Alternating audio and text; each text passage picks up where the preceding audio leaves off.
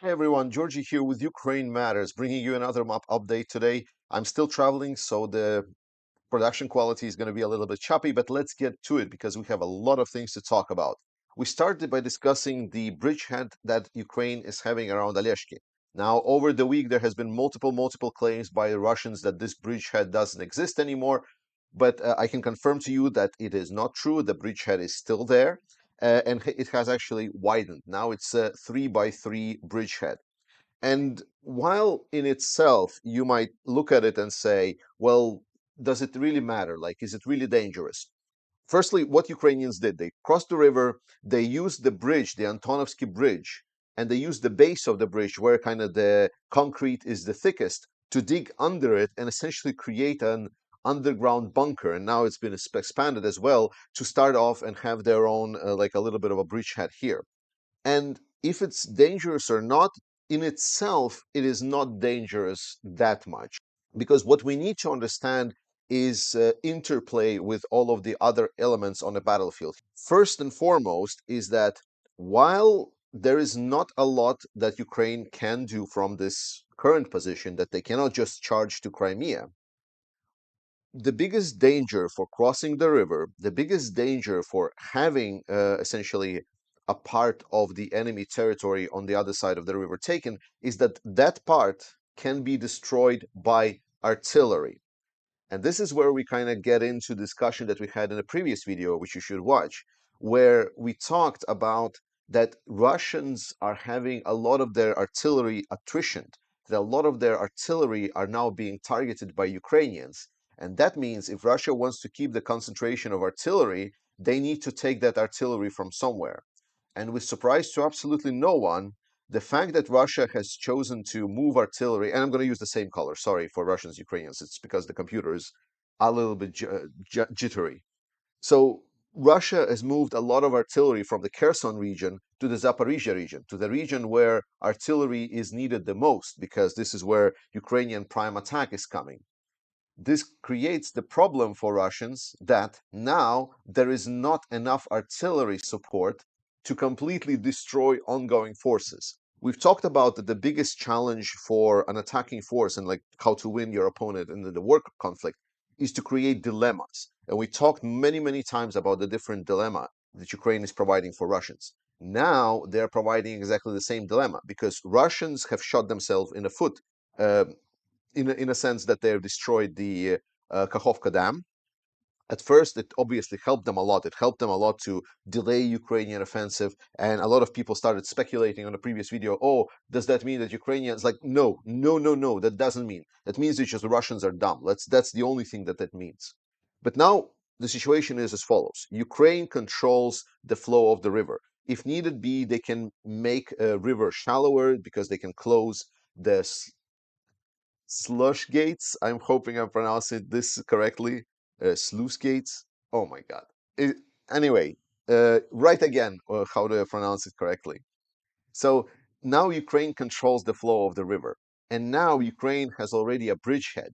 And the problem for Russians is that at this moment, they do not have enough artillery in the area to fully suppress this bridgehead, period. And it's getting worse because Ukrainians on the main direction of attack are not stopping deleting deleting the artillery of Russians. So they need to pile up artillery more and more into that direction. So now the danger is for Russians if Ukraine continue holding this bridgehead on the river, it now creates a potential for them to actually amass, if not critical, then a significant mass, throw in some pontoon bridges, make a river crossing over Dnipro, over certain area, and then move force towards the supply lines of Russians in these areas around Henichesk and I believe it was Armyansk. So we get in a situation where Russians in Zaporizhia may be compromised by having their supply cut off by the forces that Ukraine will use to cut them off from the side. This is the plan that Ukraine is seeing. No, not the plan. This is the opportunity that Ukraine is seeing, and they're taking it. And this is the dilemma for Russians because Russians do know that this is also happening, and it's a problem for that. On the Zaporizhia front line, we continue seeing Ukraine targeting Russian artillery, and we already see that paying dividends. Some people are estimating there is about 1,000 to 1,300 artillery pieces still operational in the area. So we will probably then, at current tempo, will need to see additional like a month or so of these kind of operations. Though we will talk a little bit later, I believe that maybe we will see some kind of faster movement a little bit sooner. So what are the main directions where Ukraine is attacking? So right now on direction of Lobkova and Petykhatki here, Zherebyanki is being heavily fought for.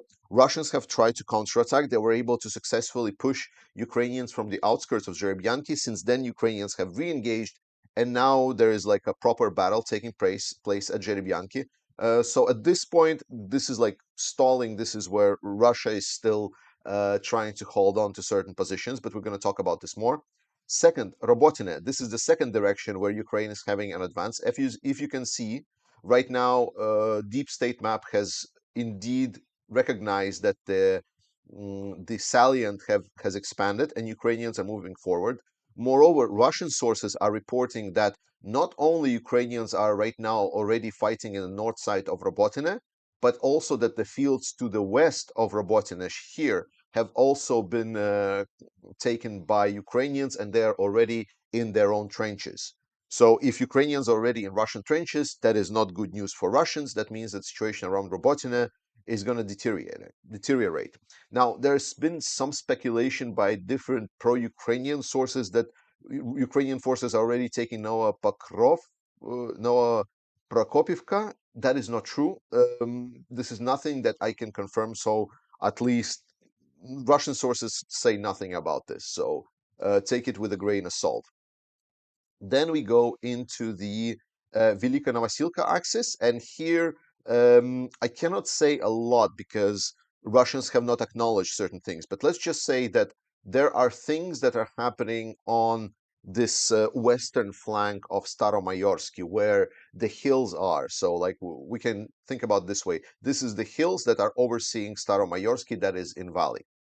That is the situation on the ground on the south. And I want to take this second here now to talk about whether the offensive is going as planned or not. What we as a side observers need to understand that we have a very limited access to information on what's happening on the ground, and especially if we are not having like a proper military experience, like for example I don't have, then there is no there aren't a lot of obvious indicators for us then to understand that the situation on the ground is changing favorably into one side's position or another. We use map a lot to kind of assess, well, who are winning, who is not winning. Like for example, if Russia is trying to assault the same settlement for 6 months, probably that means that they're not having good time. Then we say, okay, Ukraine is trying to force Russian positions head on, and they're doing it slow. That means that the situation is bad for Ukraine. Well, that's not completely true. In a military sense, Ukraine needs to create weaknesses in a defensive line, right? Because I already talked extensively. Again, I'm going to refer to the previous video where I talked about the difficulties. But Ukraine is trying to take head on fortifications that Russia has built over many, many, many months. And I'm going to talk about it a little bit more later. But with whatever Ukraine is having right now, just throwing a lot of equipment right away is very dumb. So Ukraine is trying to create axis of advance. It's trying to create the breaking points. We have just mentioned it today about the dilemma of the Kakhovka Reservoir and so on. So to do that, a degradation of your enemy is important. So think about it this way: if something is just standing in place, then it's very hard to move it. Now imagine if you start shaking it like from side to side, from like multiple different attack patterns, and then the whole thing starts vibrating and shaking violently. At that moment, there starting to become opportunities for Ukraine to conduct and commit to certain amount of thrust. And that is when we, as observers, are going to start seeing indicators that we can easily recognize. So remember Kherson offensive. It looked like that the Kherson offensive has stopped, but then suddenly, like the whole Russian group was gone, and then Ukraine has gotten all the territory back. It is not impossible that it's going to be the situation right here. That Ukraine is going to have this slow advantage, and then suddenly large swathes of territories have been now reacquired by Ukraine. That's why whenever people are saying, "Oh, at the current tempo, Ukraine is going to take X number of years to regain its territory," it has nothing at all to do with reality. What Ukraine is doing right now, they are shaking this established established stable position that Russians are in. And they're doing a great job at it. Like all of the analysts that are actually correctly assessing the situation and have been giving really good important predictions that deliver the results are saying that Ukraine is doing the things really nicely. They are having good advances. They are liberating their territory, yes, but it's not the main point. The main point is to get a favorable positions for a potential future breakthrough, and it is to shake up the enemy's position by targeting, for example, artillery, as we see Ukraine is doing, because Russian might is built on artillery. So if suddenly they will start having deficit of artillery in certain directions of the front line, it will create significant weaknesses for them. And at those weaknesses, that's where Ukraine can strike, because a lot of their like it's not even a lot. It's overwhelming majority of their forces have not even been engaged. And that is something that I'm going to repeat probably every video, every video, because this is something that we really need to keep our eyes on.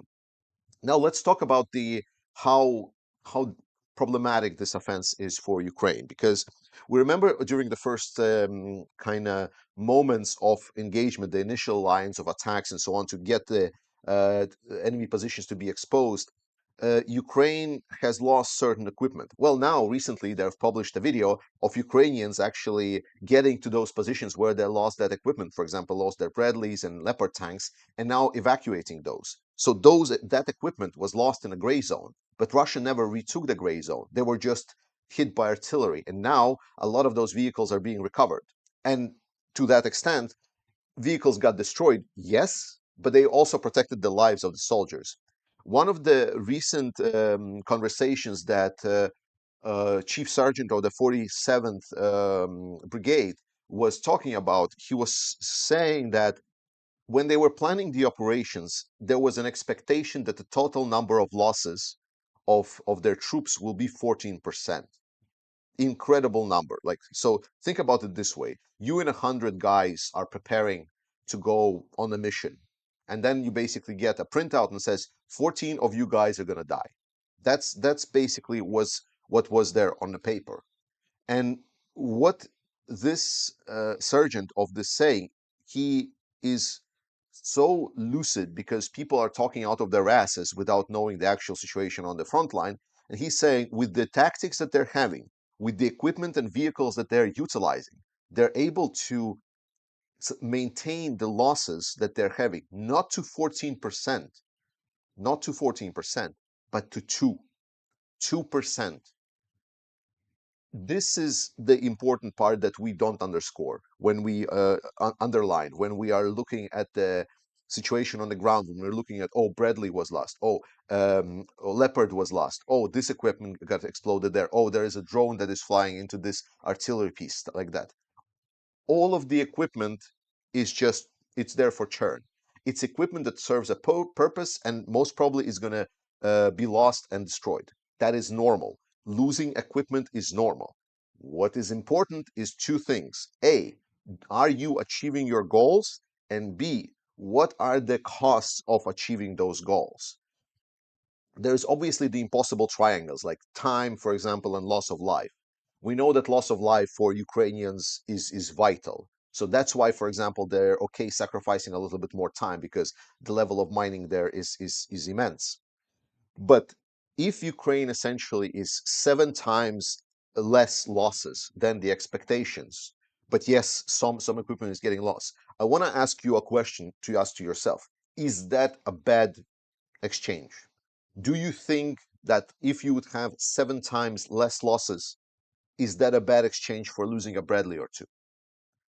That's kind of the thing that I want to make sure that you're following along with the most. And then Another kind of thing that we're going to talk about as I talk about the situation on the east is that recently there was a post that was discussing that Russia has amassed over 180,000 forces on the eastern front line, like this part.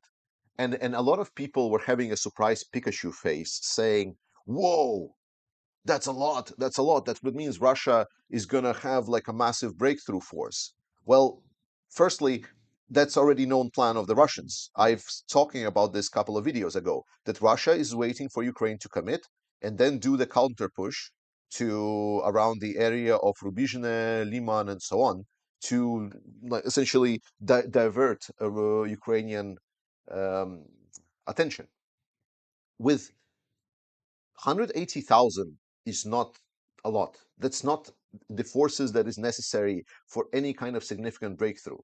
So what about 50% of all of the questions that I'm getting can easily be answered by just looking at the scale a little bit more. We really cannot understand just how huge Ukraine is.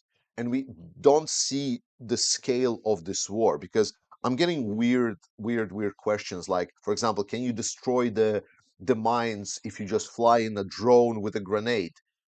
And it's very hard for me to describe what for example a 10-kilometer wide belt of a dense might field might look like, and just how difficult and impossible that task would be to fly in, for example, with a drone and drop a grenade.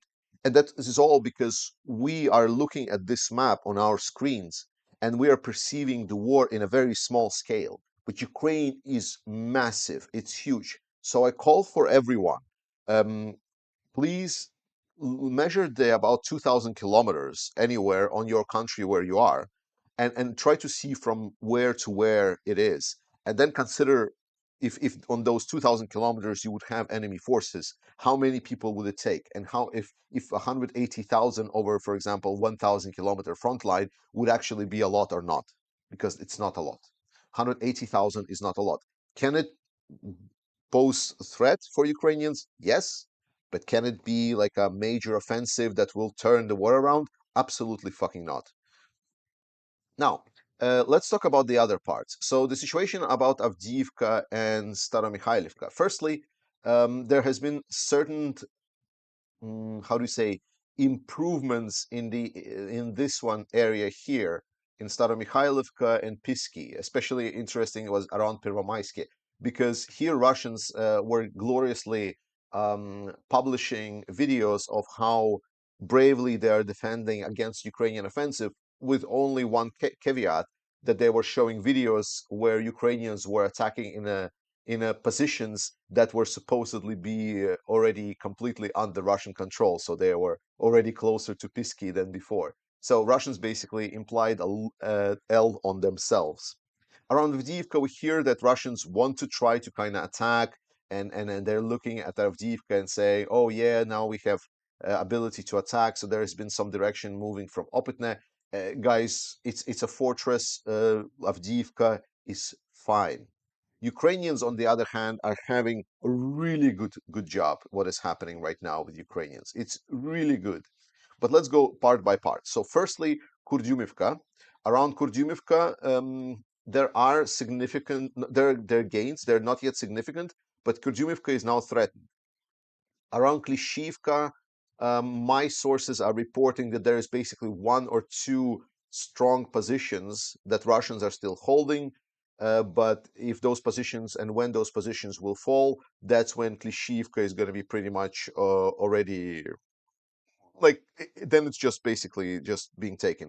Right now, there has been additional kind of reinforcements done in the area, so they stalled a little bit. Now, in previous, I explained to you that Klishivka is just a question of time, and it still is. It's just like to kind of get it like more, even more detailed. So there are now a couple of strong positions that Russians are still having to keep Klishivka awake. But overall, the dynamics in the situation on the south are very good.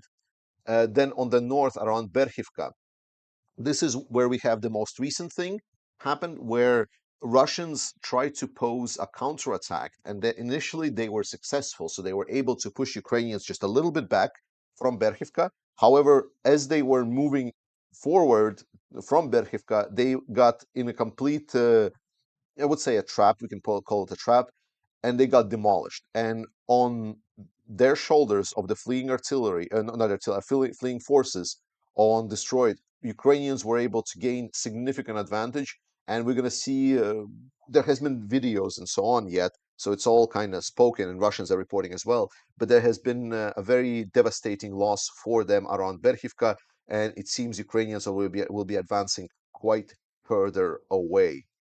And I want to wish the happy 4th of July to all of my American friends. And I wish you would celebrate this by delivering ATACMS to Ukrainian military, because Ukraine needs as much support as it gets. Thank you so much for watching, guys. I love you all. I'm still in travels. I will be going here until the Tuesday next week, but I will still do an update videos. Slava Ukraini. I love you all, and I'll see you next time.